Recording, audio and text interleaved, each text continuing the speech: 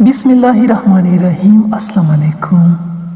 शेख सादी इस हिकायत में कहते हैं कि एक पहलवान को कुश्ती के 360 दाव आते थे और वो हर रोज़ नए दाव के साथ कुश्ती लड़ता था। एक मर्तबा इसे एक ऐसा शागिर्द मिल गया जो इसे बेहद पसंद आया और इसने इसे एक दाव के अलावा बाकी तमाम दाव सिखा दिए। शागिर्द जब फन पहलवानी के दाव सीख गया तो मगरूर हो गया और इसने दावा किया कि इस वक्त पूरे मुल्क में इसके मुकाबले का कोई पहलवान नहीं है।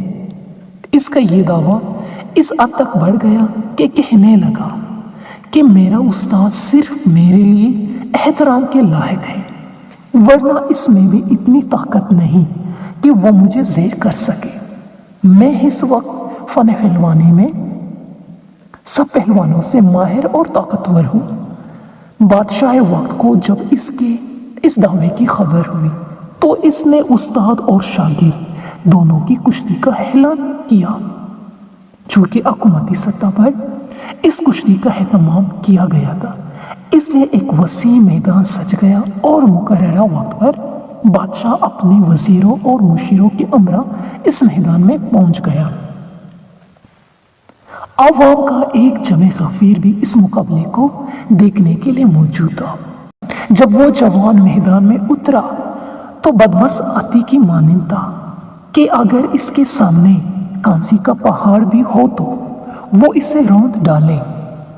जब इस जवान का उस्ताद मुकाबले के लिए उतरा तो वो इसे देखते ही समझ गया कि मेरे लिए इसे ताकत से हराना मुमकिन नहीं। चुनाचे इसके पास जो एक दाव अभी बाकी था जो इसने इसे नहीं सिखाया था, इसने वो दाव आजमाया और कुछ ही लम्हों में इसे जमीन पर गिरा दिया।